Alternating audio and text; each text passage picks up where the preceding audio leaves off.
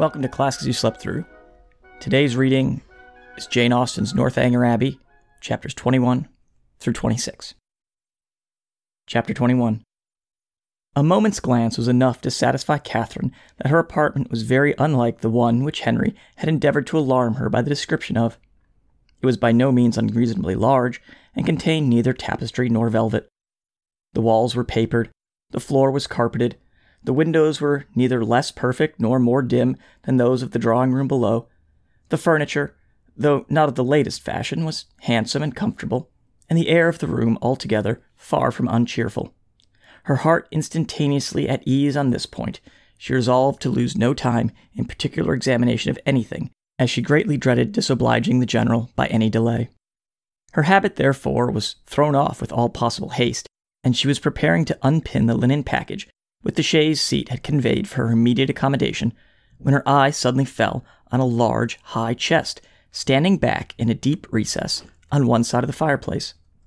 The sight of it made her start, and, forgetting everything else, she stood gazing on it in motionless wonder, while these thoughts crossed her. This is strange indeed. I did not expect such a sight as this. An immense heavy chest. What can it hold? Why should it be placed here? Pushed back, too, as if meant to be out of sight. I will look into it. Cost me what it may, I will look into it, and directly, too, by daylight. If I stay till evening, my candle may go out. She advanced and examined it closely. It was of cedar, curiously inlaid with some darker wood, and raised, about a foot from the ground, on a carved stand of the same. The lock was silver, though tarnished from age. At each end were the imperfect remains of handles also of silver, broken perhaps prematurely by some strange violence. And on the center of the lid was a mysterious cipher, in the same metal. Catherine bent over it intently, but without being able to distinguish anything with certainty. She could not, in whatever direction she took it, believe the last letter to be a T, and yet that it should be anything else in that house was a circumstance to raise no common degree of astonishment. If not originally theirs, by what strange events could it have fallen into the Tilney family? Her fearful curiosity was every moment growing greater, and seizing with trembling hands the hasp of the lock, she resolved at all hazards to satisfy herself at least to its contents. With difficulty, for something seemed to resist her efforts, she raised the lid a few inches. But at that moment a sudden knocking at the door of the room made her, starting, quit her hold, and the lid closed with alarming violence. This ill-timed intruder was Miss Tilneys' maid, sent by her mistress to be of use of Miss Morland, and though Catherine immediately dismissed her, it recalled to her the sense of what she ought to be doing, and forced her, in spite of her anxious desire to penetrate this mystery, to proceed in her dressing without further delay. Her progress was not quick, for her thoughts and her eyes were still bent on the object so well calculated to interest and alarm, and though she dared not waste a moment upon a second attempt, she could not remain many paces from the chest. At length, however, having slipped one arm into her gown, her toilet seemed so nearly finished that the impatience of her curiosity might safely be indulged. One moment surely might be spared, and so desperate should the exertion of her strength that, unless secured by supernatural means, the lid in one moment should be thrown back. With this spirit she sprang forward, and her confidence did not deceive her. Her resolute effort threw back the lid, and gave to her astonished eyes the view of a white cotton counterpane, properly folded, reposing at one end of the chest in undisputed possession. She was gazing on it with the first blush of surprise when Miss Tilney, anxious for her friend's being ready, entered the room, and to the rising shame of having harbored for some minutes an absurd expectation was then added the shame of being caught in so idle a search. "That's a curious old chest, is it not?" said Miss Tilney, as Catherine hastily closed it and turned away to the glass. "It's impossible to say how many generations it's been here. How it came to first be put in this room I know not, but I have not had it moved because I thought it might sometimes be of use in holding hats and bonnets. The worst of it is that its weight makes it difficult to open. In that corner, however, it is at least out of the way." Catherine had no leisure for speech, being at once blushing, tying her gown, and forming wise resolutions with the most violent dispatch. Miss Tilney gently hinted her fear of being late, and in half a minute they ran downstairs together, in an alarm not wholly unfounded, for General Tilney was pacing the drawing-room, his watch in his hand, and having, on the very instant of their entering, pulled the bell with violence, ordered, "Dinner to be on the table directly."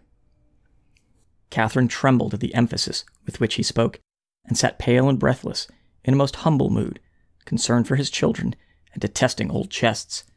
And the general, recovering his politeness as he looked at her, spent the rest of his time in scolding his daughter for so foolishly hurrying her fair friend, who was absolutely out of breath from haste, when there was not the least occasion for hurry in the world. But Catherine could not at all get over the double distress of having involved her friend in a lecture, and been a great simpleton herself, till they were happily seated at the dinner table, when the general's complacent smiles and a good appetite of her own restored her to peace.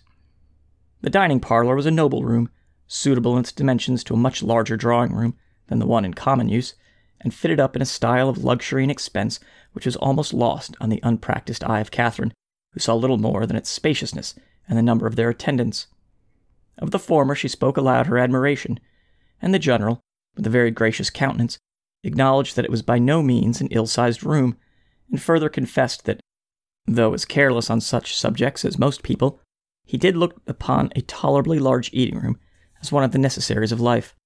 He supposed, however, that she must have been used to a much better-sized apartment in Mr. Allen's. No, indeed, was Catherine's honest assurance. Mr. Allen's dining parlor was not more than half as large, and she had never seen so large a room as this in her life. The general's good humor increased. Why, as he had such rooms, he thought it would be simple not to make use of them, but upon his honor, he believed there might be some more comfort in rooms of only half their size. Mr. Allen's house, he was sure, must be exactly of the true size for rational happiness. The evening passed without any further disturbance, and in the occasional absence of General Tilney, with much positive cheerfulness. It was only in his presence that Catherine felt the smallest fatigue from her journey, and even then, even in moments of languor or restraint, a sense of general happiness preponderated, and she could think of her friends in Bath without one wish of being with them. The night was stormy. The wind had been rising at intervals the whole afternoon, and by the time the party broke up, it blew and rained violently. Catherine, as she crossed the hall, listened to the tempest with sensations of awe, and, when she heard it rage around a corner of the ancient building and close with a sudden fury a distant door, felt for the first time she was really in an abbey. Yes, these were characteristic sounds. They brought to her recollection of a countless variety of dreadful situations and horrid scenes which such buildings had witnessed and such storms ushered in, and most heartily did she rejoice in the happier circumstances attending her entrance within walls so solemn. She had nothing to dread from midnight assassins or drunken gallants. Henry had certainly been only in jest when he had told her that morning. In a house so furnished and so guarded, she could have nothing to explore or to suffer. She might go to her bedroom as securely as if it had been her own chamber at Fullerton. Thus, wisely fortifying her mind as she proceeded upstairs, she was enabled, especially on perceiving that Miss Tilney slept only 2 doors from her, to enter her room with a tolerably stout heart, and her spirits were immediately assisted by the cheerful blaze of a wood fire. "How much better is this," said she, as she walked to the fender, "how much better to find a ready-lit fire than to have to wait shivering in the cold till all the family are in bed, as so many poor girls have been obliged to do, and then to have a faithful old servant frightening one by coming in to light the fire. How glad I am that Northanger is what it is. If it had been like some other places, I do not know that, in such a night as this, I could have answered for my courage, but now, to be sure, there's nothing to alarm one." She looked round the room. The window curtains seemed in motion.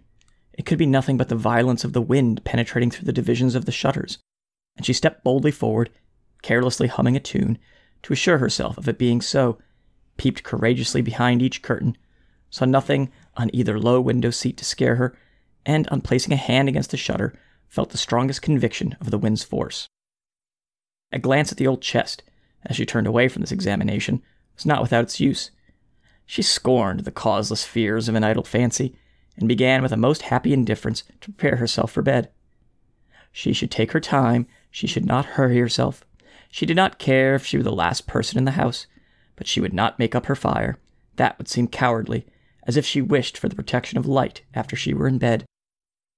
The fire therefore died away, and Catherine, having spent the better part of an hour in her arrangements, was beginning to think of stepping into bed, when, on giving a parting glance around the room, she was struck by the appearance of a high, old-fashioned black cabinet, which, though in a situation conspicuous enough, had never caught her notice before. Henry's words, his description of the ebony cabinet which was to escape her observation at first, immediately rushed across her, and though there could be nothing really in it, there was something whimsical. It was certainly a very remarkable coincidence. She took her candle and looked closely at the cabinet. It was not absolutely ebony and gold, but it was Japan, black and yellow Japan of the handsomest kind, and as she held her candle, the yellow had very much the effect of gold. The key was in the door, and she had a strange fancy to look into it, not, however, with the smallest expectation of finding anything, but it was so very odd after what Henry had said. In short, she could not sleep till she had examined it. So, placing the candle with great caution on a chair, she seized the key with a very tremulous hand and tried to turn it, but it resisted her utmost strength. Alarmed but not discouraged, she tried it another way. A bolt flew, and she believed herself successful, but how strangely mysterious! The door was still immovable. She paused a moment in breathless wonder. The wind roared down the chimney, the rain beat in torrents against the windows, and everything seemed to speak the awfulness of her situation. To retire to bed, however, unsatisfied on such a point, would be vain, since sleep must be impossible with the consciousness of a cabinet so mysteriously closed in her immediate vicinity. Again, therefore, she applied herself to the key, and after moving in every possible way for some instants, with the determined celerity of hope's last effort, the door suddenly yielded to her hand. Her heart leaped with exultation at such a victory, and having thrown open each folding door, the second being secured only by bolts of less wonderful construction than the lock, though in that her eye could not discern anything unusual, a double range of small drawers appeared in view, with some larger drawers above and below them, and in the center a small door, closed also with a lock and key, secured in all probability a cavity of importance. Catherine's heart beat quick, but her courage did not fail her. With a cheek flushed by hope and an eye straining with curiosity, her fingers grasped the handle of the drawer and drew it forth. It was entirely empty. With less alarm and greater eagerness, she seized a second, a third, a fourth. Each was equally empty. Not one was left unsearched, and in not one was anything found. Well read in the art of concealing a treasure, the possibility of false linings to the drawers did not escape her, and she felt round each with anxious acuteness in vain. The place in the middle alone remained now unexplored, and though she had never from the first had the smallest idea of finding anything in any part of the cabinet, and was not the least disappointed at her ill success thus far, it would be foolish not to examine it thoroughly while she was about it. It was some time, however, before she could unfasten the door, the same difficulty occurring in the management of this inner lock as of the outer, but at length it did open, and not in vain, as hitherto was her search. Her quick eyes directly fell upon a roll of paper, pushed back into the furthest part of the cavity, apparently for concealment, and her feelings at that moment were indescribable. Her heart fluttered, her knees trembled, and her cheeks grew pale. She seized with an unsteady hand the precious manuscript. For half a glance sufficed to ascertain written characters, and while she acknowledged with awful sensations this striking exemplification of what Henry had foretold, resolved instantly to peruse every line before she attempted to rest. The dimness of the light her candle emitted made her turn to it with alarm, but there was no danger of its sudden extinction. It had yet some hours to burn, and that she might not have any greater difficulty in distinguishing the writing than what its ancient date might occasion, she hastily snuffed it. Alas, it was snuffed and extinguished in one. A lamp could not have expired with more awful effect. Catherine, for a few moments, was motionless with horror. It was done completely. Not a remnant of light in the wick could give hope to the rekindling breath. Darkness impenetrable and immovable filled the room. A violent gust of wind, rising with sudden fury, added fresh horror to the moment. Catherine trembled from head to foot. In the pause which succeeded, a sound like receding footsteps and the closing of a distant door struck on her affrighted ear. Human nature could support no more. A cold sweat stood on her forehead. The manuscript fell from her hand, and in groping her way to the bed, she jumped hastily in and sought some suspension of agony by creeping far underneath the clothes. To close her eyes and sleep that night, she felt must be entirely out of the question. With a curiosity so justly awakened, the feelings in every way so agitated, repose must be absolutely impossible. The storm, too abroad, so dreadful. She had not been used to feel alarm from wind, but now every blast seemed fraught with awful intelligence. The manuscript, so wonderfully found, so wonderfully accomplishing the morning's prediction, how was it to be accounted for? What could it contain? To whom could it relate? By what means could it have been so long concealed? And how singularly strange that it should fall to her lot to discover it. Till she had made herself mistress of its contents, however, she could have neither repose nor comfort, and with the sun's first rays she was determined to peruse it. But many more were the tedious hours which must yet intervene. She shuddered, tossed about in her bed, and envied every quiet sleeper. The storm still raged, and various were the noises, more terrific even than the wind, which struck at intervals on her startled ear. The very curtains of her bed seemed at one moment in motion, and at another the lock of her door was agitated, as if by the attempt of somebody to enter. Hollow murmurs seemed to creep along the gallery, and more than once her blood was chilled by the sound of distant moans.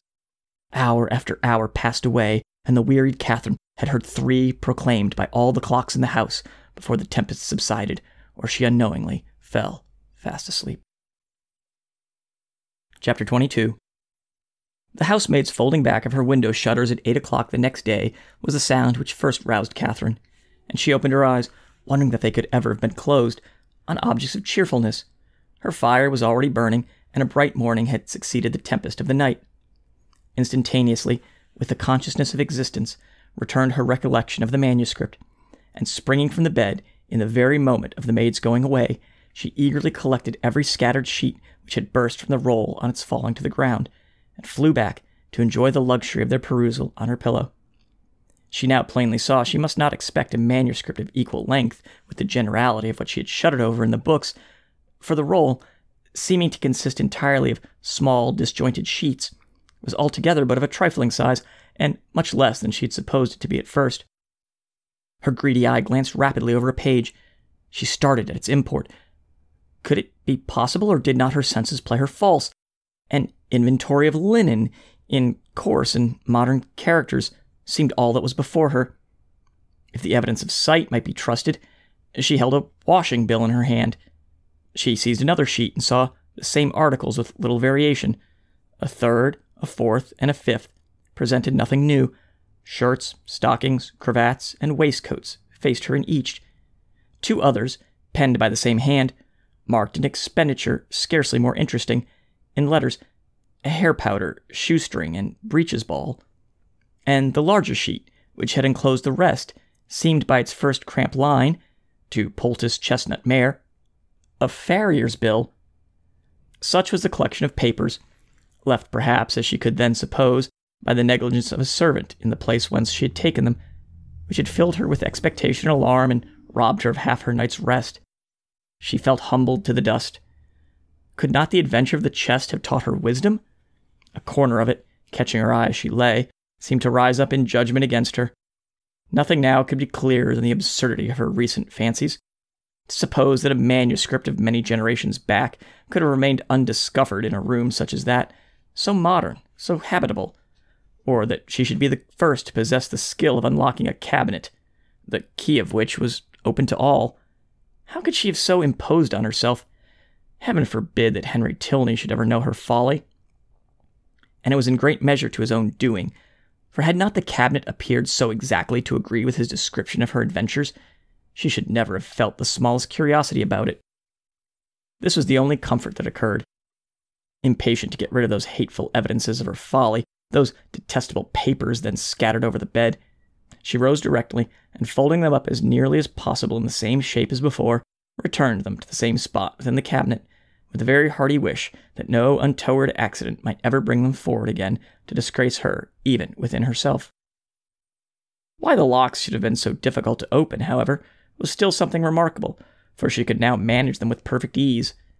In this there was surely something mysterious, and she indulged in the flattering suggestion for half a minute, till the possibility of the doors having been at first unlocked, and of being herself its fastener, darted into her head and cost her another blush. She got away as soon as she could from a room in which her conduct produced such unpleasant reflections, and found her way with all speed to the breakfast parlor, as it had been pointed out to her by Miss Tilney the evening before. Henry was alone in it, and his immediate hope of her having been undisturbed by the tempest, with an arch reference to the character of the building they inhabited, was rather distressing. For the world she would not have her weakness suspected, and yet, unequal to an absolute falsehood, was constrained to acknowledge that the wind had kept her awake a little. "But we have a charming morning after it," she added, desiring to get rid of the subject, "and storms and sleeplessness are nothing when they are over. What a beautiful hyacinth! I have just learned to love a hyacinth." "And how might you learn? By accident or argument?" "Your sister taught me. I cannot tell how. Mrs. Allen used to take pains year after year to make me like them, but I never could, till I saw them the other day in Milsom Street. I am naturally indifferent about flowers." "But now you love a hyacinth.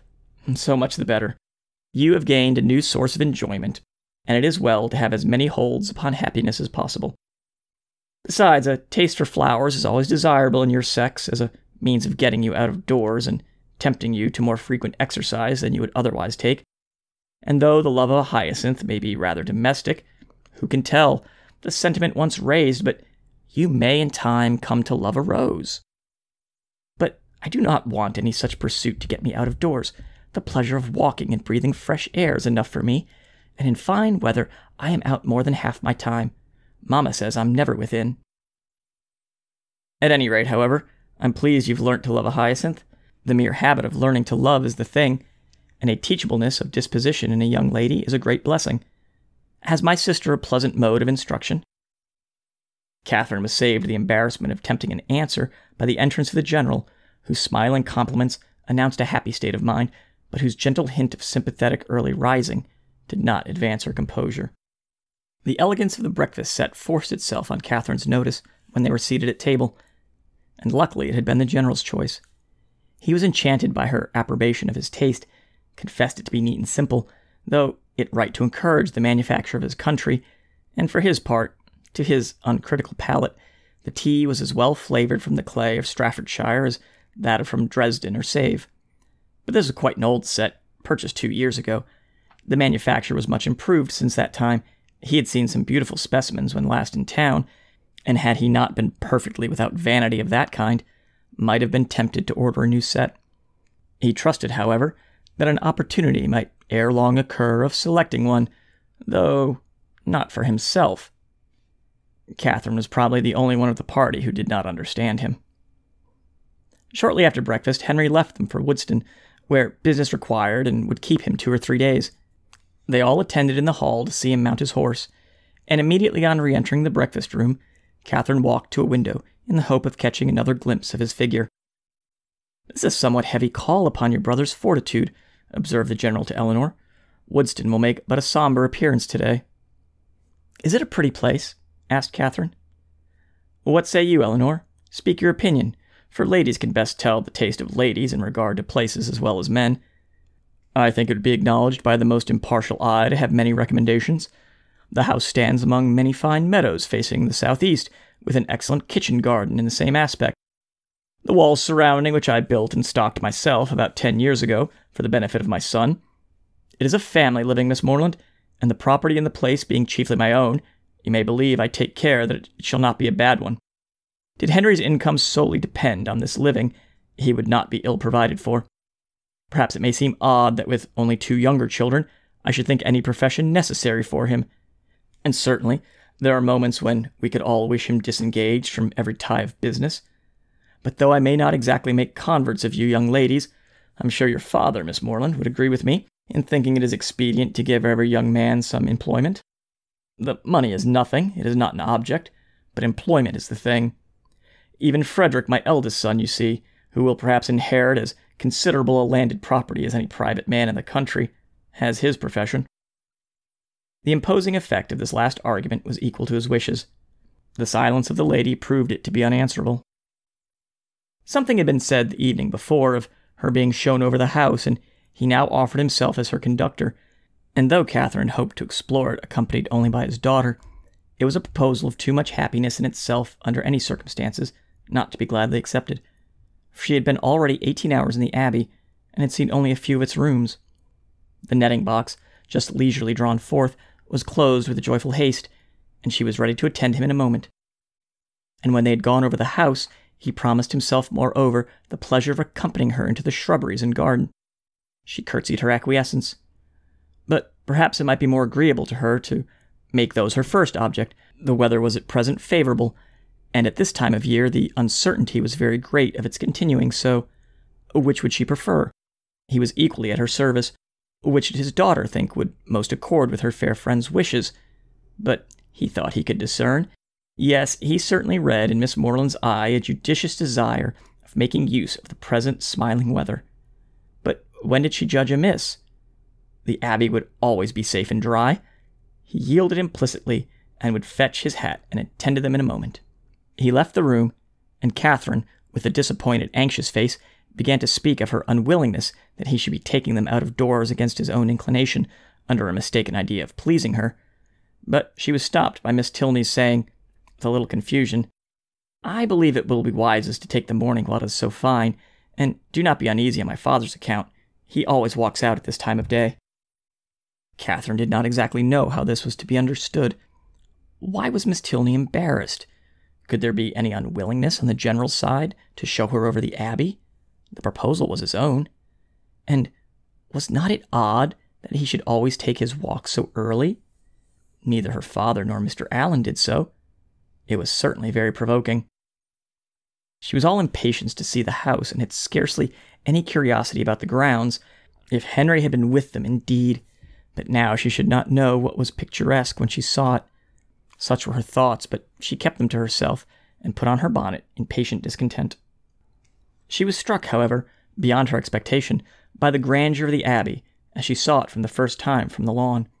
The whole building enclosed a large court, and two sides of the quadrangle, rich in Gothic ornaments, stood forward for admiration. The remainder was shut off by knolls of old trees or luxuriant plantations, and the steep woody hills rising behind, to give it shelter, were even more beautiful even in the leafless month of March. Catherine had seen nothing to compare with it, and her feelings of delight were so strong that without waiting for any better authority, she boldly burst forth in wonder and praise. The general listened with assenting gratitude, and it seemed as if his own estimation of Northanger had waited unfixed until that hour. The kitchen garden was next to be admired, and he led the way to it across a small portion of the park. The number of acres contained in this garden was such as Catherine could not listen to without dismay, being more than double the extent of all Mr. Allen's, as well as her father's, including churchyard and orchard. The walls seemed countless in number, endless in length. A village of hothouses seemed to arise among them, and a whole parish to be at work within the enclosure. The general was flattered by her looks of surprise, which told him almost as plainly, as he soon forced her to tell him in words, that she had never seen any gardens at all the equal to them before, and he then modestly owned that, without any ambition of that sort himself, without any solicitude about it, he did believe them to be unrivaled in the kingdom. If he had a hobby horse, it was that. He loved a garden. Though careless enough in most matters of eating, he loved good fruit.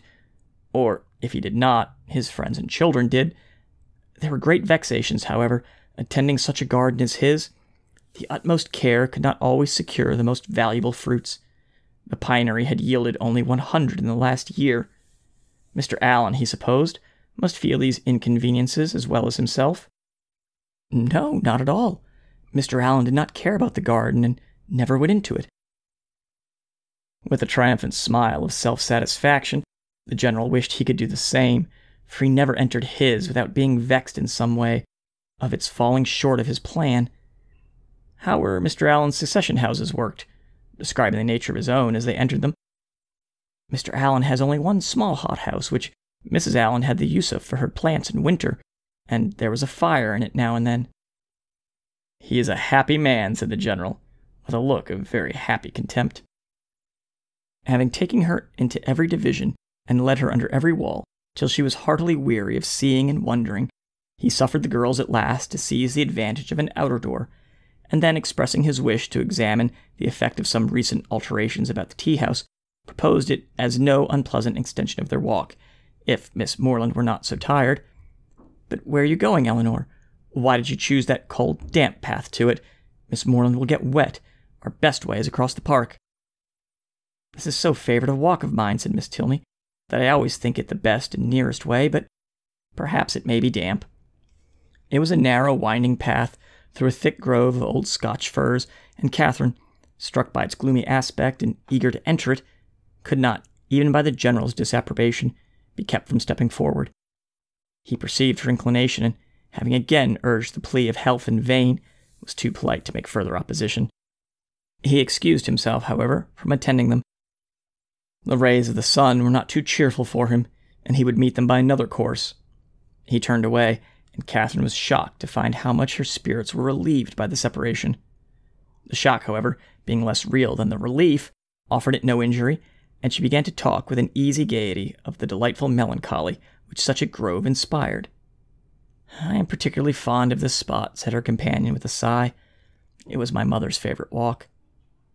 Catherine had never heard Mrs. Tilney mention the family before, and the interest excited by this tender remembrance showed itself directly in her altered countenance, and in the attentive pause in which she waited for something more. "I used to walk here so often with her," added Eleanor, "though I never loved it then as I have loved it since. At that time, indeed, I used to wonder at her choice, but her memory endears it now." "And ought it not," reflected Catherine, "to endear it to her husband? Yet the General would not enter it." Miss Tilney continuing silent, she ventured to say, "Her death must have been a great affliction." "A great and increasing one," replied the other in a low voice. "I was only 13 when it happened, and though I felt my loss perhaps as strongly as one so young could feel it, I could not, then know what a loss it was." She stopped for a moment and then added, with great firmness, "I have no sister, you know, and though my brothers are very affectionate, and Henry is a great deal here, which I am most thankful for, it is impossible for me not to be so often solitary." "To be sure, you must miss him very much." "Oh, a mother would have always been present. A mother would have been a constant friend. Her influence would have been beyond all other." "Was she a very charming woman? Was she handsome? Was there any picture of her in the Abbey? And why had she been so partial to that grove? Was it from dejection of spirits?" were questions now eagerly poured forth. The first three received a ready affirmative. The two others were passed by, and Catherine's interest in the deceased Mrs. Tilney augmented with every question, whether answered or not. Of her unhappiness in marriage, she felt persuaded. The General certainly had been an unkind husband. He did not love her walk.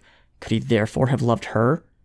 And besides, handsome as he was, there was something in the turn of his features which spoke to his not having behaved well to her. "Her picture, I suppose," blushing at the consummate art of her own question, "hangs in your father's room?" "No, it was intended for the drawing-room, but my father was dissatisfied with the painting, and for some time it had no place. Soon after her death I obtained it for my own, and hung it in my bedchamber, where I shall be happy to show it to you. It is very like." Here was another proof. A portrait, a very like, of a departed wife, not valued by the husband. He must have been dreadfully cruel to her. Catherine attempted no longer to hide from herself the nature of the feelings which, in spite of all his attentions, he had previously excited, and what had been terror and dislike before was now absolute aversion. Yes, aversion. His cruelty to such a charming woman made him odious to her. She had often read of such characters which Mr. Allen had been used to call unnatural and overdrawn, but here was proof positive of the contrary. She had just settled this point when the end of the path brought them directly upon the General, and in spite of all her virtuous indignation, she found herself again obliged to walk with him, listen to him, and even to smile when he smiled. Being no longer able, however, to receive pleasure from the surrounding objects, she soon began to walk with lassitude. The General perceived it, and, with a concern for her health, which seemed to reproach her for an opinion of him, was most urgent for returning with his daughter to the house. He would follow them in a quarter of an hour. Again they parted, but Eleanor was called back in half a minute to receive a strict charge against taking her friend round the Abbey till his return. This second instance of his anxiety to delay what she so much wished for struck Catherine as very remarkable. Chapter 23. An hour passed away before the general came in, spent, on the part of his young guest, in no very favorable consideration of his character. This lengthened absence, these solitary rambles, did not speak a mind at ease or a conscience void of reproach. At length he appeared, and whatever might have been the gloom of his meditations, he could still smile with them. Miss Tilney, understanding in part her friend's curiosity to see the house, soon revived the subject, and her father, being contrary to Catherine's expectations, unprovided with any pretense for further delay, beyond that of stopping 5 minutes to order refreshments to be in the room by their return, was at last ready to escort them. They set forward, and with a grandeur of air, a dignified step which caught the eye, but could not shake the doubts of the well-read Catherine, he led the way across the hall, through the common drawing-room and one useless antechamber, into a room magnificent both in size and furniture, the real drawing-room, used only with company of consequence. It was very noble, very grand, very charming, was all that Catherine had to say, for her indiscriminating eye scarcely discerned the color of the satin, and all the minuteness of praise, all praise that had much meaning, was supplied by the general. The costliness or elegance of any room's fitting up could be nothing to her. She cared for no furniture of a more modern date than the 15th century. When the general had satisfied his own curiosity in a close examination of every well-known ornament, they proceeded into the library, an apartment in its way of equal magnificence, exhibiting a collection of books on which a humble man might have looked with pride. Catherine heard, admired, and wondered with more genuine feeling than before, gathered all she could from this storehouse of knowledge by running over the titles of half a shelf, and was ready to proceed. But suites of apartments did not spring up with her wishes. Large as was the building, she had already visited the greatest part, though on being told that, with the addition of the kitchen, the 6 or 7 rooms she had now seen surrounded 3 sides of the court, she could scarcely believe it or overcome the suspicion of there being many chambers secreted. It was some relief, however, that they were to return to the rooms in common use, by passing through a few of less importance, looking into the court which, with occasional passages, not wholly unintricate, connected the different sides, and she was further soothed in her progress by being told that she was treading on what had once been a cloister, having traces of cells pointed out, and observing several doors that were neither opened nor explained to her, by finding herself successively in a billiard room and in the general's private apartment, without comprehending their connection, or being able to turn aright when she left them, and lastly, by passing through a dark little room, owning Henry's authority, and strewed with his litter of books, guns, and greatcoats. From the dining-room, of which, though already seen, and always to be seen at 5 o'clock, the general could not forego the pleasure of pacing out its length, for the more certain information of Miss Morland, as to what she neither doubted nor cared for, they proceeded by quick communication to the kitchen, the ancient kitchen of the convent, rich in the massy walls and smoke of former days, and in the stoves and hot closets of the present. The general's improving hand had not loitered here. Every modern invention to facilitate the labor of the cooks had been adopted within this, their spacious theater, and when the genius of others had failed, his own had often produced the perfection wanted. His endowments of this spot alone might at any time have placed him high among the benefactors of the convent. With the walls of the kitchen ended all the antiquity of the abbey, the 4th side of the quadrangle having, on account of its decaying state, been removed by the general's father, and the present erected in its place. All that was venerable ceased here. The new building was not only new, but declared itself to be so, intended only for offices, and enclosed behind by stable yards. No uniformity of architecture had been thought necessary. Catherine could have raved at the hand which had swept away what must have been beyond the value of all the rest, for the purposes of mere domestic economy, and would have willingly been spared the mortification of a walk through scenes so fallen, had the general allowed it. But if he had a vanity, it was in the arrangement of his offices, and as he was convinced that, to a mind like Miss Morland's, a view of the accommodations and comforts by which the labors of her inferiors were softened must always be gratifying, he should make no apology for leading her on. They took a slight survey of all, and Catherine was impressed beyond her expectation by their multiplicity and their convenience. The purposes for which a few shapeless pantries and comfortless scullery were deemed sufficient at Fullerton were here carried on in appropriate divisions, commodious and roomy. The number of servants continually appearing did not strike her less than the number of their offices. Wherever they went, some patent girl stopped to curtsy, or some footman in dishabille sneaked off. Yet this was an abbey. How inexpressibly different in these domestic arrangements from such as she had read about, from abbeys and castles in which, though certainly larger than Northanger, all the dirty work of the house was to be done by 2 pair of female hands at the utmost. How could they get through it all had often amazed Mrs. Allen, and when Catherine saw what was necessary here, she began to be amazed herself. They returned to the hall, that the chief staircase might be ascended and the beauty of its wood and ornaments of rich carving might be pointed out. Having gained the top, they turned in an opposite direction from the gallery in which her room lay, and shortly entered one on the same plan, but superior in length and breadth. She was here shown successively into 3 large bedchambers, with their dressing rooms, most completely and handsomely fitted up. Everything that money and taste could do to give comfort and elegance to apartments had been bestowed on these, and being furnished within the last 5 years, they were perfect in all that would be generally pleasing, and wanting in all that could give pleasure to Catherine. As they were surveying the last, the general, after slightly naming a few of the distinguished characters by whom they had at times been honored, turned with a smiling countenance to Catherine, and ventured to hope that henceforward some of their earliest tenants might be our friends from Fullerton. She felt the unexpected compliment, and deeply regretted the impossibility of thinking well of a man so kindly disposed towards herself, and so full of civility to all her family.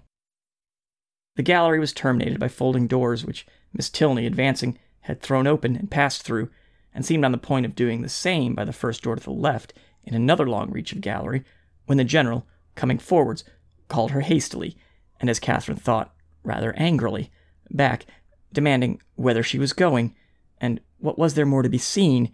Had not Miss Morland already seen all that could be worth her notice? And did she not suppose her friend might be glad of some refreshment after so much exercise?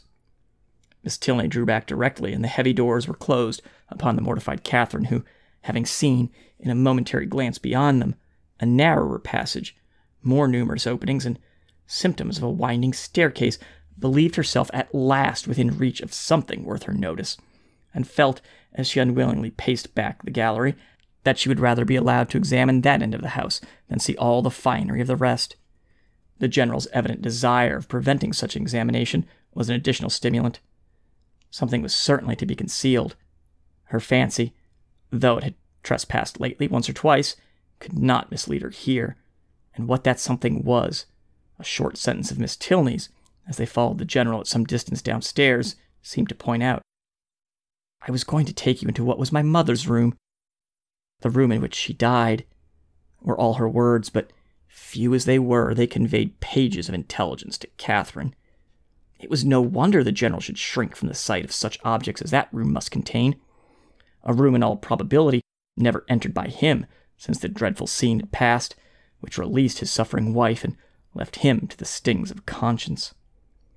She ventured, when next alone with Eleanor, to express her wish of being permitted to see it, as well as all the rest of that side of the house, and Eleanor promised to attend her there whenever they should have a convenient hour. Catherine understood her. The general must be watched from home before that room could be entered. "It remains as it was, I suppose?" she said in a tone of feeling. "Yes, entirely." "And how long ago may it be that your mother died?" "She's been dead these 9 years." And 9 years, Catherine knew, was a trifle of time compared to what generally elapsed after the death of an injured wife before her room was put to rights. "You were with her, I suppose, to the last?" "No," said Miss Tilney, sighing. "I was unfortunately from home. Her illness was sudden and short, and before I arrived it was all over." Catherine's blood ran cold at the horrid suggestions which naturally sprang from these words. Could it be possible? Could Henry's father? And yet, how many were the examples to justify even the blackest suspicions? And when she saw him in the evening, while she worked with her friend, slowly pacing the drawing-room for an hour together in silent thoughtfulness, downcast eyes and contracted brow, she felt secure from all possibility of wrongdoing from him. It was the air and attitude of a Montoni. What could more plainly speak the gloomy workings of a mind not wholly dead to every sense of humanity in its fearful review of past scenes of guilt? Unhappy man!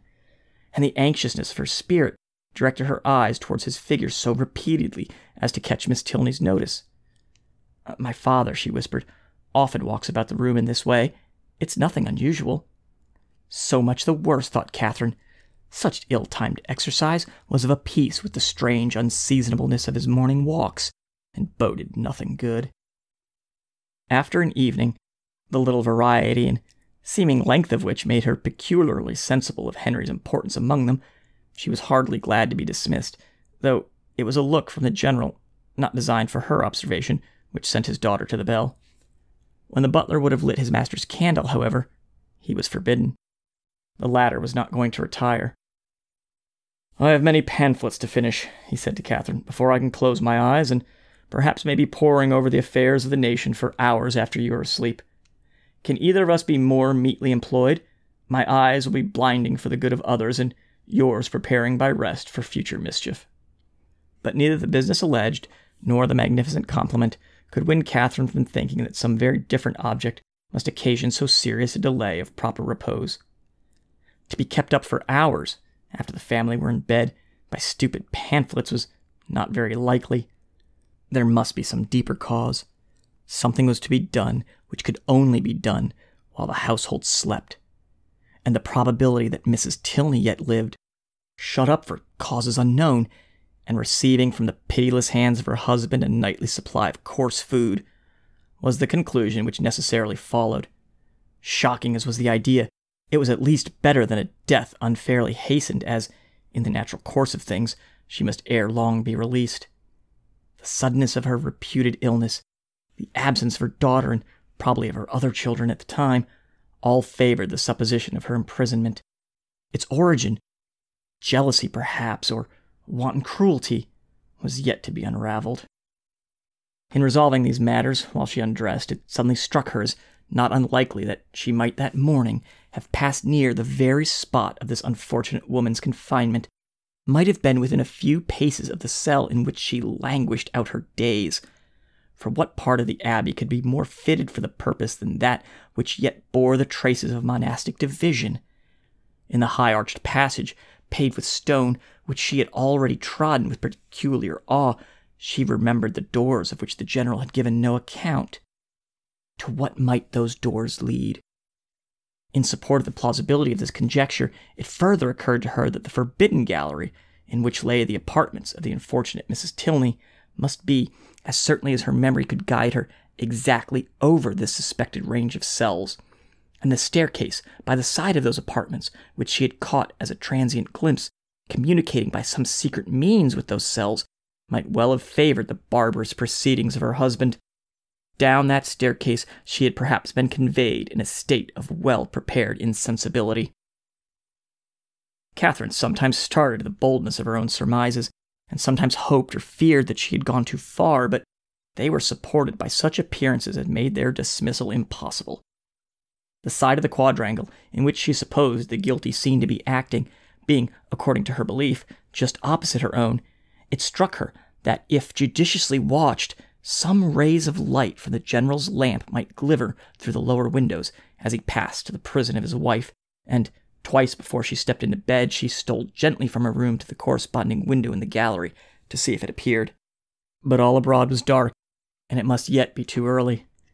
The various ascending noises convinced her that the servants must still be up. Till midnight, she supposed, it would be in vain to watch. But then, when the clock had struck 12 and all was quiet, she would, if not quite appalled by the darkness, steal out and look once more. The clock struck 12, and Catherine had been half an hour asleep. Chapter 24. The next day afforded no opportunity for the proposed examination of the mysterious apartments. It was Sunday, and the whole time between morning and afternoon service was required by the general in exercise abroad or eating cold meat at home.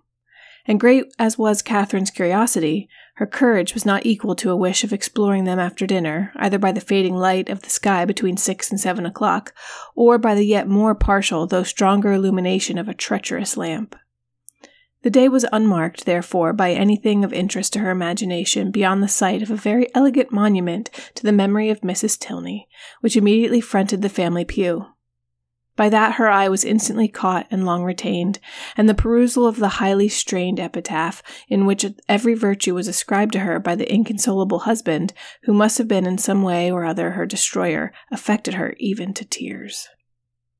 That the general, having erected such a monument, should be able to face it, was not perhaps very strange, and yet that he could sit so boldly collected within its view, maintain so elevated an air, look so fearlessly around, nay, that he should even enter the church, seemed wonderful to Catherine.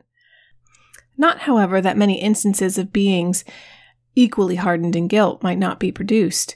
She could remember dozens who had persevered in every possible vice, going on from crime to crime, murdering whomsoever they choose, without any feeling of humanity or remorse, till a violent death or a religious retirement closed their black career.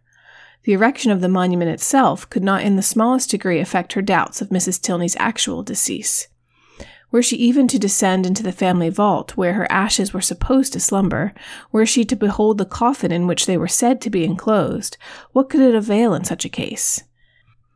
Catherine had read too much not to be perfectly aware of the ease with which a waxen figure might be introduced, and a supposititious funeral carried on. The succeeding morning promised something better.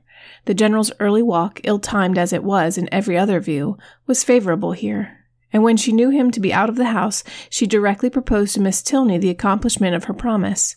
Eleanor was ready to oblige her, and Catherine, reminding her as they went of another promise, their first visit, in consequence, was to the portrait in her bedchamber. It represented a very lovely woman, with a mild and pensive countenance, justifying so far the expectations of its new observer. But they were not in every respect answered, for Catherine had depended upon meeting with features, hair, complexion, that should be the very counterpart, the very image, if not of Henry's, of Eleanor's, only the portraits of which she had been in the habit of thinking, bearing always an equal resemblance of mother and child. A face once taken was taken for generations, but here she was obliged to look and consider a study for likeness. She contemplated it, however, in spite of this drawback, with much emotion, and, but for yet a stronger interest, would have left it unwillingly. Her agitation as they entered the great gallery was too much for any endeavor at discourse. She could only look at her companion. Eleanor's countenance was dejected, yet sedate, and its composure spoke to her inured to all the gloomy objects to which they were advancing. Again she passed through the folding doors, again her hand was upon the important lock, and Catherine, hardly able to breathe, was turning close to the former with a fearful caution, when the figure, the dreaded figure of the general himself at the further end of the gallery, stood before her. The name of Eleanor, at the same moment in his loudest tone, resounded through the building, giving to his daughter the first intimation of his presence, and to Catherine terror upon terror. An attempt at concealment had been her first instinctive movement on perceiving him, yet she could scarcely hope to have escaped his eye, and when her friend, who with an apologizing look darted hastily by her, had joined and disappeared with him, she ran for safety to her own room, and, locking herself in, believed that she should never have courage to go down again. She remained there at least an hour, in the greatest agitation, deeply commiserating the state of her poor friend, and expecting a summons herself from the angry general to attend him in his own apartment. No summons, however, arrived, and at last, on seeing a carriage drive up to the Abbey, she was emboldened to descend and meet him under the protection of visitors. The breakfast-room was gay with company, and she was named to them by the general as the friend of his daughter, in a complimentary style, which so well concealed his resentful ire as to make her feel secure at least of life for the present. And Eleanor, with a command of countenance which did honor to her concern for his character, taking an early occasion of saying to her, "My father only wanted me to answer a note," she began to hope that she had either been unseen by the general, or that from some consideration of policy she should be allowed to suppose herself so. Upon this trust she dared still to remain in his presence after the company left them, and nothing occurred to disturb it. In the course of the morning's reflections, she came to a resolution of making her next attempt on the forbidden door alone. It would be much better in every respect that Eleanor should know nothing of the matter. To involve her in the danger of a second detection, to court her into an apartment which must wring her heart, could not be the office of a friend. The general's utmost anger could not be to herself what it might be to a daughter, and besides, she thought the examination itself would be more satisfactory if made without any companion. It would be impossible to explain to Eleanor the suspicions from which the other had, in all likelihood, been hitherto happily exempt, nor could she therefore in her presence search for those proofs of the general's cruelty, which, however they might yet have escaped discovery, she felt confident of somewhere drawing forth in the shape of some fragmented journal, continued to the last gasp. Of the way to the apartment she was now perfectly mistress, and she wished to get it over before Henry's return, who was expected on the morrow. There was no time to be lost. The day was bright, her courage high. At 4 o'clock the sun was now 2 hours above the horizon, and it would be only to her retiring to dress half an hour earlier than usual.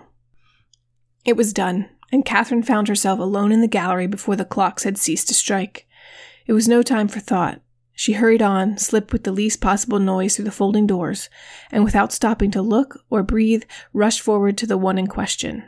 The lock yielded to her hand, and luckily with no sullen sound that could alarm a human being. On tiptoe she entered. The room was before her, but it was some minutes before she could advance another step. She beheld what fixed her to the spot and agitated every feature. She saw a large, well-proportioned apartment, an handsome dimity bed, arranged as unoccupied with a housemaid's care, a bright bath stove, mahogany wardrobes, and neatly painted chairs on which the warm beams of a western sun gaily poured through 2 sash windows. Catherine had expected to have her feelings worked, and worked they were. Astonishment and doubt first seized them, and a shortly succeeding ray of common sense added some bitter emotions of shame. She could not be mistaken as to the room, but how grossly mistaken in everything else. In Miss Tilney's meaning, in her own calculation, this apartment, to which she had given the date so ancient, a position so awful, proved to be one end of what the general's father had built. There were 2 other doors in the chamber, leading probably into dressing closets, but she had no inclination to open either. Would the veil in which Miss Tilney had last walked, or the volume in which she had last read, remain to tell what nothing else was allowed to whisper? No. Whatever might have been the general's crimes, he had certainly too much wit to let them sue for detection. She was sick of exploring, and desired to be safe in her own room, with her own heart only privy to its folly, and she was on the point of retreating as softly as she had entered, when the sound of footsteps, she could hardly tell where, made her pause and tremble. To be found there, even by a servant, would be unpleasant, but by the general, and he seemed always at hand when least wanted, much worse. She listened. The sound had ceased, and resolving not to lose a moment, she passed through and closed the door. At that instant, a door underneath was hastily opened. Someone seemed, with swift footsteps, to ascend the stairs, by the head of which she had yet to pass before she could gain the gallery. She had no power to move. With a feeling of terror not very definable, she fixed her eyes on the staircase, and in a few moments it gave Henry to her view. "Mr. Tilney!" she exclaimed in a voice more than common astonishment. He looked astonished too. "Oh, good God!" she continued, not attending to his address. "How came you here? How came you up that staircase?" "How came I up that staircase?" he replied, greatly surprised. "Because it is nearest way from the stable-yard to my own chamber, and why should I not come up it?" Catherine recollected herself, blushed deeply, and could say no more. He seemed to be looking in her countenance for that explanation which her lips did not afford. She moved on towards the gallery. "And may I not, in my turn," said he as he pushed back the folding doors, "ask how you came here?" "This passage is at least as extraordinary a road from the breakfast parlor to your apartment as that staircase can be from the stables to mine." "I have been," said Catherine, looking down, "to see your mother's room." "My mother's room? Is there anything extraordinary to be seen there?" "No, nothing at all. I thought you did not mean to come back till tomorrow." "I did not expect to be able to return sooner when I went away, but 3 hours ago I had the pleasure of finding nothing to detain me." "You look pale." "I'm afraid I alarmed you by running so fast up those stairs. Perhaps you did not know— were you not aware of their leading from the offices in common use?" "No, I was not. You've had a very fine day for your ride." "Very. And does Eleanor leave you to find your way into all the rooms in the house by yourself?" "Oh, no. She showed me over the greatest part on Saturday, and we were coming here to these rooms, but only," dropping her voice, "your father was with us." "And that prevented you," said Henry, earnestly regarding her. "Have you looked into all the rooms in that passage?" "No, I only wanted to see— Is it not very late? I must go dress." "It is only 4:15, showing his watch, "and you are not now in Bath. No theatre, no rooms to prepare for. Half an hour at Northanger must be enough."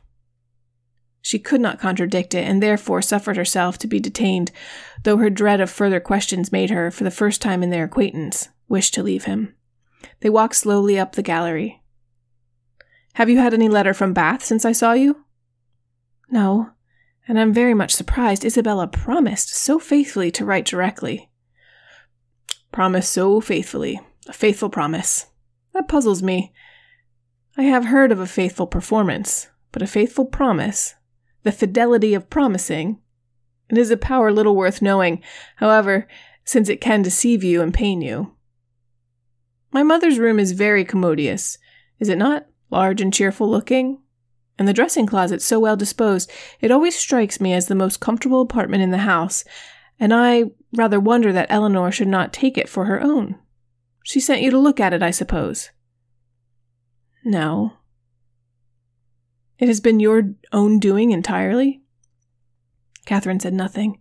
After a short silence, during which he had closely observed her, he added, "As there is nothing in the room itself to raise curiosity, this must have proceeded from a sentiment of respect for my mother's character, as described by Eleanor, which does honor to her memory. The world, I believe, never saw a better woman. But it is not often that virtue can boast an interest such as this. The domestic, unpretending merits of a person never known do not often create that kind of fervent, venerating tenderness which would prompt a visit like yours. Eleanor, I suppose, has talked of her a great deal?" "Yes, a great deal. That is, no, not much. But what she did say was very interesting, her dying so suddenly." Slowly, and with hesitation, it was spoken. "And you, none of you being at home, and your father, I thought, perhaps had not been very fond of her?" "And from these circumstances," he replied, his quick eye fixed on hers, "you infer perhaps the probability of some negligence, some—" Involuntarily she shook her head. "Or it may be of something still less pardonable?" She raised her eyes towards him more fully than she had ever done before. "My mother's illness," he continued, "the seizure which ended in her death, was sudden. The malady itself, one from which she had often suffered, a bilious fever, its cause therefore constitutional. On the third day, in short, as soon as she could be prevailed on, a physician attended her, a very respectable man, and one in whom she had always placed great confidence. Upon his opinion of her danger, 2 others were called in the next day, and remained in almost constant attendance for 24 hours. On the 5th day she died. During the progress of her disorder, Frederick and I, we were both at home, saw her repeatedly, and from our own observation can bear witness to her having received every possible attention which could spring from the affection of those about her, or which her situation in life could commend. Poor Eleanor was absent, and at such a distance as to return only to see her mother in her coffin." "But your father," said Catherine, "was he afflicted?" "For a time, greatly so. You have erred in supposing him not attached to her. He loved her, I am persuaded, as well as it was possible for him to. We have not all, the same tenderness of disposition, and I will not pretend to say that while she lived she might not often have had much to bear, but though his temper injured her, his judgment never did. His value of her was sincere, and if not permanently, he was truly afflicted by her death." "I'm very glad of it," said Catherine. "It would have been very shocking." "If I understand you rightly, you had formed a surmise of such horror as I have hardly words to— Dear Miss Morland, consider the dreadful nature of the suspicions you have entertained. What have you been judging from? Remember the country and the age in which we live. Remember that we are English, that we are Christians. Consult your own understanding, your own sense of the probable, your own observation of what is passing around you. Does our education prepare us for such atrocities? Do our laws connive at them? Could they be perpetrated without being known in a country like this, where social and literary intercourse is on such a footing, where every man is surrounded by a neighborhood of voluntary spies, and where the roads and newspapers lay everything open? Dearest Miss Morland, what ideas have you been admitting? They had reached the end of the gallery, and with tears of shame she ran off to her own room. Chapter 25. The visions of romance were over. Catherine was completely awakened. Henry's address, short as it had been, had more thoroughly opened her eyes to the extravagance of her late fancies than all their several disappointments had done. Most grievously was she humbled. Most bitterly did she cry. It was not only with herself that she was sunk, but with Henry. Her folly, which now seemed even criminal, was all exposed to him, and he must despise her forever. The liberty which her imagination had dared to take with the character of his father, could he ever forgive it? The absurdity of her curiosity and her fears, could they ever be forgotten? She hated herself more than she could express. She thought he had, once or twice before this fatal morning, shown something like affection for her. But now, in short, she made herself as miserable as possible for about half an hour, went down when the clock struck 5 with a broken heart, and could scarcely give an intelligible answer to Eleanor's inquiry if she was well. The formidable Henry soon followed her into the room, and the only difference in his behavior to her was that he paid her rather more attention than usual. Catherine had never wanted comfort more, and he looked as if he was aware of it. The evening wore away with no abatement of this soothing politeness, and her spirits were gradually raised to a modest tranquillity. She did not learn either to forget or defend the past, but she learned to hope that it would never transpire farther, and that it might not cost her Henry's entire regard. Her thoughts being still chiefly fixed on what she had with such causeless terror felt and done, nothing could shortly be clearer than it had been all a voluntary, self-created delusion, each trifling circumstance receiving importance from an imagination resolved on alarm, and everything forced to bend to one purpose by a mind which, before she entered the abbey, had been craving to be frightened. She remembered with what feeling she had prepared for a knowledge of Northanger. She saw that the infatuation had been created, the mischief settled, long before her quitting Bath, and it seemed as if the whole might be traced to the influence of that sort of reading which she had there indulged. Charming as were all Mrs. Radcliffe's works, and charming even as were the works of all her imitators, it was not in them perhaps that human nature, at least in the Midland counties of England, was to be looked for. Of the Alps and Pyrenees with their pine forests and their vices, they might give a faithful delineation, and Italy, Switzerland, and the south of France might be as fruitful in horrors as they were represented. Catherine dared not doubt beyond her own country, and even of that, if hard-pressed, would have yielded the northern and western extremities. But in the central part of England there was surely some security for the existence of a wife not beloved, in the laws of the land and the manners of our age. Murder was not tolerated, servants were not slaves, and neither poison nor sleeping potions to be produced, like rhubarb, from every druggist. Among the Alps and Pyrenees, perhaps, there were no mixed characters. There, such as were not as spotless as an angel might have been the dispositions of a friend. But in England it was not so. Among the English, she believed, in their hearts and habits, there was a general though unequal mixture of good and bad. Upon this conviction, she would not be surprised if even in Henry and Eleanor Tilney some slight imperfection might hereafter appear, and upon this conviction she need not fear to acknowledge some actual specks in the character of their father, who, though cleared from the grossly injurious suspicions which she must ever blush to have entertained, she did believe, upon serious consideration, to be not perfectly amiable. Her mind made up on these several points, and her resolution formed, of always judging and acting in future with the greatest good sense, she had nothing to do but forgive herself, and be happier than ever, and the lenient hand of time did much for her by insensible gradations in the course of another day. Henry's astonishing generosity and nobleness of conduct, in never alluding in the slightest way to what had passed, was of the greatest assistance to her. And sooner than she could have supposed it possible in the beginning of her distress, her spirits became absolutely comfortable and capable, as heretofore, of continual improvement by anything he said. There were still some subjects, indeed, under which she believed they must always tremble, the mention of a chest or a cabinet, for instance, and she did not love the sight of a Japan in any shape, but even she could allow that an occasional memento of past folly, however painful, might not be without use. The anxieties of common life began soon to succeed the alarms of romance. Her desire of hearing from Isabella grew every day greater. She was quite impatient to know how the bath world went on, and how rooms were attended, and especially she was anxious to be assured of Isabella's having matched some fine netting cotton on which she had left her intent, and of her continuing on the best of terms with James. Her only dependence for information of any kind was on Isabella. James had protested against writing to her till his return to Oxford, and Mrs. Allen had given her no hopes of a letter till she had got back to Fullerton. But Isabella had promised and promised again, and when she promised a thing, she was so scrupulous in performing it. This made it particularly strange. For 9 successive mornings, Catherine wondered over the repetition of a disappointment, which each morning became more severe. But on the 10th, when she entered the breakfast room, her first object was the letter, held out by Henry's willing hand. She thanked him as heartily as if he had written it himself. "'Tis only from James, however." As she looked at the direction, she opened it. It was from Oxford, and to this purpose.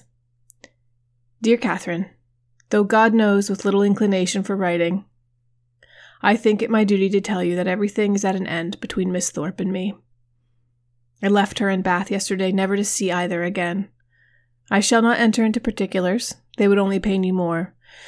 You will soon hear enough from another quarter to know where lies the blame, and I hope will acquit your brother of anything and everything, but of the folly of too easily thinking his affection returned. Thank God, I am undeceived in time, but it is a heavy blow. After my father's consent had been so kindly given, but no more of this. She has made me miserable forever. Let me soon hear from you, dear Catherine. You are my only friend. Your love I do build upon. I wish your visit at Northanger may be over before Captain Tilney makes his engagement known, or you will be uncomfortably circumstanced. Poor Thorpe is in town. I dread the sight of him. His honest heart would feel so much. I have written to him and my father. Her duplicity hurts me more than all. Till the very last, if I reasoned with her, she declared herself as much attached to me as ever, and laughed at my fears. I am ashamed to think how long I bore with it. But if ever a man had reason to believe himself loved, I was that man. I cannot understand even now what she would be at, for there could be no need of my being played off to make her secure of Tilney. We parted at last by mutual consent. Happy for me had we never met. I can never expect to know such another woman. Dearest Catherine, beware how you give your heart. Believe me." Catherine had not read 3 lines before her sudden change of countenance and short exclamations of sorrowing wonder declared her to be receiving unpleasant news. And Henry, earnestly watching her through the whole letter, saw plainly that it ended no better than it began. He was prevented, however, from even looking his surprise by his father's entrance. They went to breakfast directly, but Catherine could hardly eat anything. Tears filled her eyes and even ran down her cheeks as she sat. The letter was one moment in her hand, then in her lap, then in her pocket, and she looked as if she knew not what she did. The general, between his cocoa and his newspaper, had luckily no leisure for noticing her, but to the other 2 her distress was equally visible. As soon as she dared leave the table, she hurried away to her own room, but the housemaids were busy in it, and she was obliged to come down again. She turned into the drawing-room for privacy, but Henry and Eleanor had likewise retreated thither, and were at that moment deep in consultation about her. She drew back, trying to beg their pardon, but was, with gentle violence, forced to return, and the others withdrew, after Eleanor had affectionately expressed the wish of being of use or comfort to her. After an hour's free indulgence of grief and reflection, Catherine felt equal to encountering her friends, but whether she should make her distress known to them was another consideration. Perhaps, if particularly questioned, she might just have given an idea, just distantly hint at it, but no more. To expose a friend, such a friend as Isabella had been to her, and then their own brother so closely concerned in it, she believed she must waive the subject altogether. Eleanor and Henry were by themselves in the breakfast room, and each, as she entered it, looked at her anxiously. Catherine took to her place at the table, and, after a short silence, Eleanor said, "No bad news from Fullerton, I hope.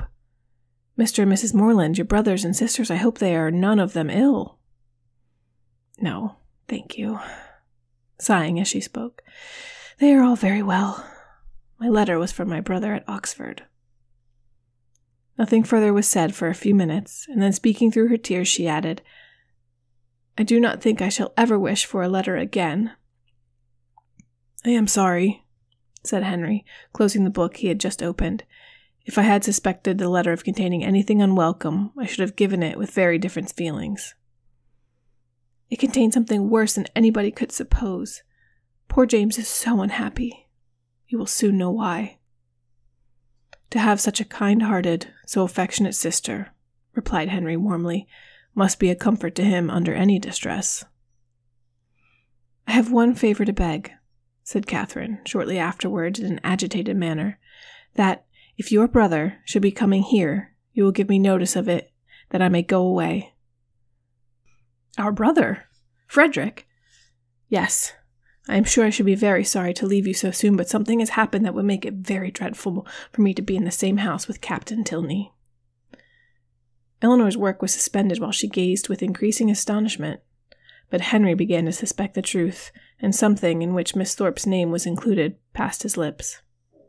"How quick you are!" cried Catherine. "You have guessed it, I declare, and yet, when we talked about it in Bath, you thought little of its ending so. Isabella, no wonder now I have not heard from her. Isabella has deserted my brother and is to marry yours. Could you have believed there that there had been such inconstancy and fickleness, and everything that is bad in the world? I hope so far as concerns my brother you are misinformed. I hope he has not had any material share in bringing on Mr. Morland's disappointment. His marrying Miss Thorpe is not probable. I think you must be deceived so far. I am very sorry for Mr. Morland, sorry that anyone you love should be unhappy, but my surprise will be greater at Frederick's marrying her than at any other part of the story. It is very true, however. You shall read James's letter yourself. Stay. There is one part," recollecting with a blush the last line. "Will you take the trouble of reading to us the passages which concern my brother?" "No. Read it yourself," cried Catherine, whose second thoughts were clearer. "I do not know what I was thinking of," blushing again that she had blushed before. "James only means to give me good advice." He gladly received the letter, and having read it through with close attention, returned it, saying, "Well, if it is to be so, I can only say that I am sorry for it. Frederick will not be the first man who has chosen a wife with less sense than his family expected. I do not envy this situation, either as a lover or a son." Miss Tilney, at Catherine's invitation, now read the letter likewise, and having expressed also her concern and surprise, began to inquire into Miss Thorpe's connections and fortune. "Her mother is a very good sort of woman," was Catherine's answer. "What was her father?" "A lawyer, I believe. They live at Putney." "Are they a wealthy family?" "No, not very. I do not believe Isabella has any fortune at all, but that will not signify in your family. Your father is so very liberal. He told me the other day that he only valued money as it allowed him to promote the happiness of his children." The brother and sister looked at each other. "But," said Eleanor after a short pause, "would it be to promote his happiness to enable him to marry such a girl? She must be an unprincipled one, or she could not have used your brother so. And how strange an infatuation on Frederick's side. A girl who, before his eyes, is violating an engagement voluntarily entered into with another man. Is it not inconceivable, Henry? Frederick, too, who always wore his heart so proudly, who found no woman good enough to be loved." "That is the most unpromising circumstance, the strongest presumption against him. When I think of his past declarations, I give him up. Moreover, I have too good an opinion of Miss Thorpe's prudence to suppose that she would part with one gentleman before the other was secured. It is all over with Frederick indeed. He is a deceased man, defunct in understanding. Prepare for your sister-in-law, Eleanor, and such a sister-in-law as you might delight in. open, candid, artless, guileless, with affection strong but simple, forming no pretensions and no knowing disguise. Such a sister-in-law, Henry, I should delight in, said Eleanor with a smile. But perhaps, observed Catherine, though she has behaved so ill by our family, she may behave better by yours. Now she has really got the man she likes, she may be constant. Indeed, I'm afraid she will, replied Henry. I'm afraid she will be very constant, unless a baronet should come by in her way. That is Frederick's only chance. I will get the bath paper and look over the arrivals. You think it is all for ambition, then? And upon my word, there are some things that seem very like it. I cannot forget that when she first knew what my father would do for them, she seemed quite disappointed that it was not more. I never was so deceived in anyone's character in my life before. Among all the great variety that you've known and studied? My own disappointment and loss in her is very great, but as for poor James, I suppose he will hardly ever recover it. Your brother is certainly very much to be pitied at present, but we must not, in our concern for his sufferings, undervalue yours. You feel, I suppose, that in losing Isabella you lose half yourself. You feel a void in your heart which nothing else can occupy. Society is becoming irksome, and as for the amusements in which you were wont to share at Bath, the very idea of them without her is abhorrent. You would not, for instance, now go to a ball for the world. You feel that you have no longer any friend whom you can speak with unreserved, on whose regard you can place dependence, or whose counsel in any difficulty you could rely on. You feel all this? No, said Catherine after a few moments' reflection. I do not. Ought I? To say the truth, though I am hurt and grieved that I cannot still love her, that I am never to hear from her again, perhaps never to see her again, I do not feel so very, very much afflicted as one would have thought. You feel, as you always do, what is most to the credit of human nature. Such feelings ought to be investigated that they may know themselves. Catherine, by some chance or other, found her spirits so very much relieved by this conversation that she could not regret her being led on, though so unaccountably, to mention the circumstance which had produced it. Chapter 26. From this time the subject was frequently canvassed by the three young people, and Catherine found, with some surprise, that her two young friends were perfectly agreed in considering Isabella's want of consequence and fortune as likely to throw great difficulties in the way of her marrying their brother. Their persuasion that the general would, upon this ground alone, independent of the objection that might be raised against her character, oppose the connection, turned her feelings moreover with some alarm towards herself. She was as insignificant, and perhaps as portionless as Isabella. And if the heir of the Tilney property had not grandeur and wealth enough in himself, at what point of interest were the demands of his younger brother to rest? The very painful reflections to which this thought led could only be dispersed by a dependence on the effect of that particular partiality which, as she was given to understand by his words as well as his actions, she had from the first been so fortunate as to excite in the general, and by a recollection of some most generous and disinterested sentiments on the subject of money, which she had more than once heard him utter, and which tempted her to think his disposition in such matters misunderstood by his children. They were so fully convinced, however, that their brother would not have the courage to apply in person for his father's consent, and so repeatedly assured her that he never in his life been less likely to come to Northanger than at the present time, that she suffered her mind to be at ease as to the necessity of a sudden removal of her own.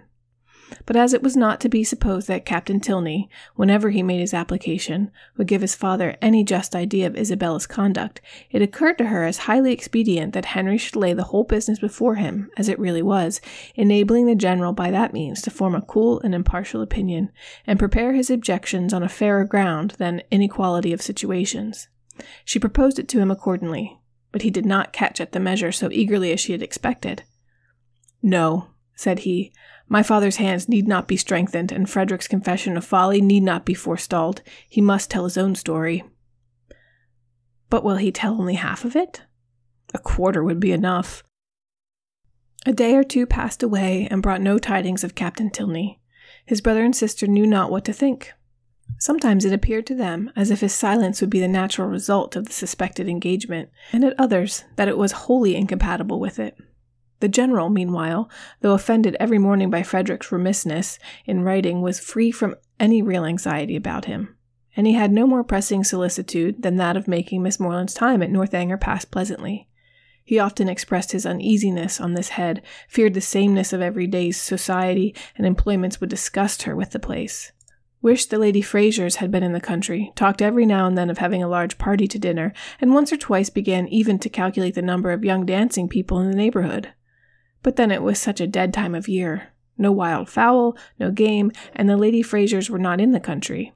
And it all ended at last in his telling Henry one morning that when he next went to Woodston, they would take him by surprise there some day or other and eat their mutton with him. Henry was greatly honored and very happy, and Catherine was quite delighted with the scheme.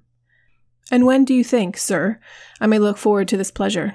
I must be at Woodston on Monday to attend the parish meeting, and shall probably be obliged to stay 2 or 3 days." Well, we will take our chance on one of those days. There is no need to fix. You are not to put yourself at all out of your way. Whatever you may happen to have in the house will be enough. I think I can answer for the young ladies, making allowance for the bachelor's table. Let me see. Monday will be a busy day with you. We will not come on Monday.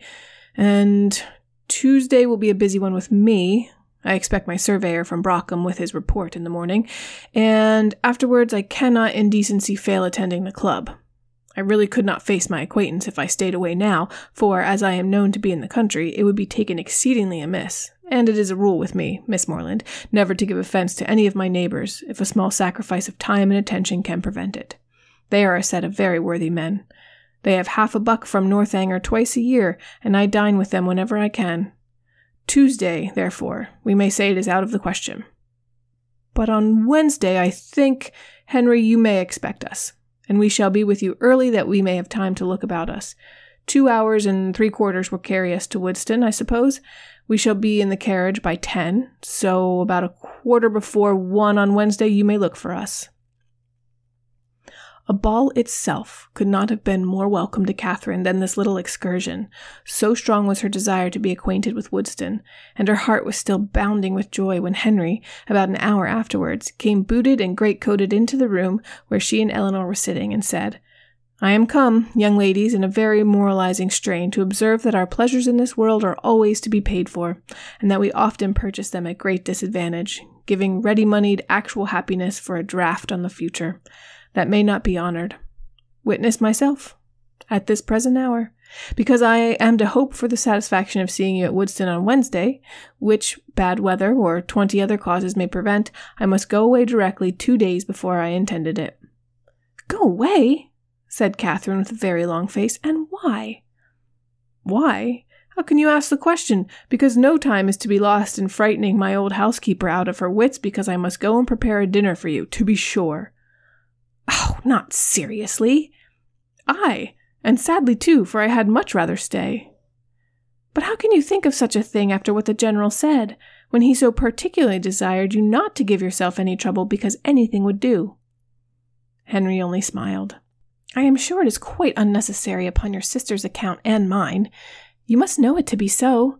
And the General made such a point of your providing nothing extraordinary. Besides, if he had not said half so much as he did, he has always such an excellent dinner at home that sitting down to a middling one for a day could not signify." "I wish I could reason like you, for his sake and my own. Goodbye. As tomorrow is Sunday, Eleanor, I shall not return." He went, and it being at any time a much simpler operation to Catherine to doubt her own judgment than Henry's, she was very soon obliged to give him credit for being right, however disagreeable to her his going. But the inexplicability of the General's conduct dwelt much on her thoughts.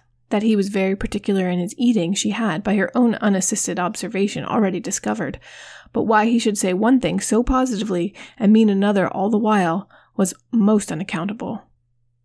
How were people at that rate to be understood? Who but Henry could have been aware of what his father was at? From Saturday to Wednesday, however, they were now to be without Henry. This was the sad finale of every reflection, and Captain Tilney's letter would certainly come in his absence, and Wednesday, she was very sure, would be wet. The past, present, and future were all equally in gloom.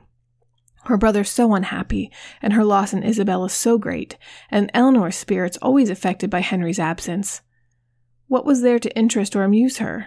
She was tired of the woods and the shrubberies, always so smooth and so dry, and the Abbey itself was no more to her now than any other house. The painful remembrance of the folly it had helped to nourish and perfect was the only emotion which could spring from a consideration of the building. What a revolution in her ideas! She, who had so longed to be in an abbey. Now there was nothing so charming to her imagination as the unpretending comfort of a well-connected parsonage, something like Fullerton, but better. Fullerton had its faults, but Woodston probably had none. If Wednesday should ever come. It did come, and exactly when it might be reasonably looked for. It came, and it was fine, and Catherine trod on air. By 10 o'clock, the chaise and four conveyed the trio from the Abbey, and after an agreeable drive of almost 20 miles, they entered Woodston, a large and populous village in a situation not unpleasant. Catherine was ashamed to say how pretty she thought it was, as the general seemed to think an apology necessary for the flatness of the country and the size of the village. But in her heart she preferred it to any place she had ever been at, and looked with great admiration at every neat house above the rank of a cottage, and at all the little chandlers' shops which they passed. At the further end of the village, and tolerably disengaged from the rest of it, stood the parsonage, a new-built, substantial stone house with its semicircular sweep and green gates, and as they drove up to the door, Henry, with the friends of his solitude, a large Newfoundland puppy, and 2 or 3 terriers, was ready to receive and make much of them. Catherine's mind was too full as she entered the house for her either to observe or to say a great deal. Until called on by the general for her opinion of it, she had very little idea of the room in which she was sitting. Upon looking around it then, she perceived in a moment that it was the most comfortable room in the world, but she was too guarded to say so, and the coldness of her praise disappointed him. "We are not calling it a good house," said he. "We are not comparing it with Fullerton and Northanger. We are considering it as a mere parsonage, small and confined, we allow, but decent perhaps, and habitable, and altogether not inferior to the generality, or, in other words, I believe there are few country parsonages in England half so good. It may admit of improvement, however. Far be it from me to say otherwise, and anything in reason, a bow thrown out, perhaps, though, between ourselves, if there is one thing more than any other in my aversion, it is a patched-on bow." Catherine did not hear enough of this speech to understand or be pained by it, and other subjects being studiously brought forward and supported by Henry, at the same time that a tray full of refreshments was introduced by his servant, the general was shortly restored to his complacency, and Catherine to her usual ease of spirits. The room in question was of a commodious, well-proportioned size, and handsomely fitted up as a dining parlor, and on their quitting it to walk round the grounds, she was shown first into a smaller apartment belonging peculiarly to the master of the house, and made unusually tidy on the occasion, and afterwards into what was to be the drawing-room, with the appearance of which, though unfurnished, Catherine was delighted enough even to satisfy the general. It was a prettily shaped room, the windows reaching to the ground, and the view from them pleasant, though only over green meadows, and she expressed her admiration at the moment with all honesty and simplicity with which she felt it. "Oh, why do you not fit up this room, Mr. Tilney? What a pity not to have it fitted up! It is the prettiest room I ever saw. It is the prettiest room in the world." "I trust," said the general with a most satisfied smile, "that it will very speedily be furnished. It waits only for a lady's taste." "Well, if it was my house, I should never sit anywhere else. Oh, what a sweet little cottage there is among the trees, apple trees, too. It is the prettiest cottage." "You like it? You approve of it as an object? It is enough. Henry, remember that Robinson is spoken to about it. The cottage remains."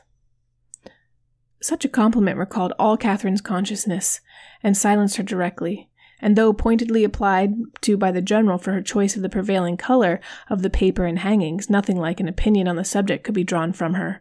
The influence of fresh objects and fresh air, however, was of great use in dissipating these embarrassing associations, and, having reached the ornamental part of the premises consisting of a walk round 2 sides of a meadow on which Henry's genius had begun to act about half a year ago, she was sufficiently recovered to think it prettier than any pleasure ground she had ever been in before, though there was not a shrub in it higher than the green bench in the corner. A saunter into other meadows and through part of the village, with a visit to the stables to examine some improvements of a charming game of play with a litter of puppies just able to roll about, brought them to 4 o'clock, when Catherine scarcely thought it could be 3. At 4 they were to dine, and at 6 set off to their return. Never had any day passed so quickly. She could not but observe that the abundance of the dinner did not seem to create the smallest astonishment in the general, nay, that he was even looking at the side table for cold meat, which was not there. His son and daughter's observations were of a different kind.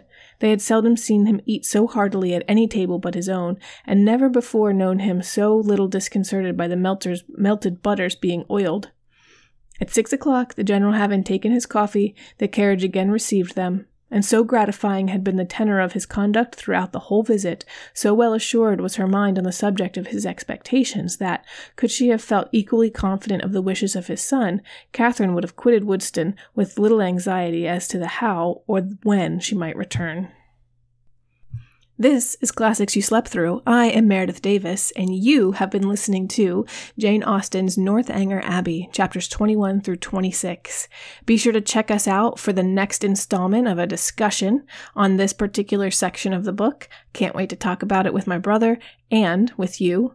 Be sure to check us out as well on Instagram, Facebook, Twitter, all the social medias at CYSTpod. Until next time, make your bed and clean up your dirty laundry. Everyone in class can see it.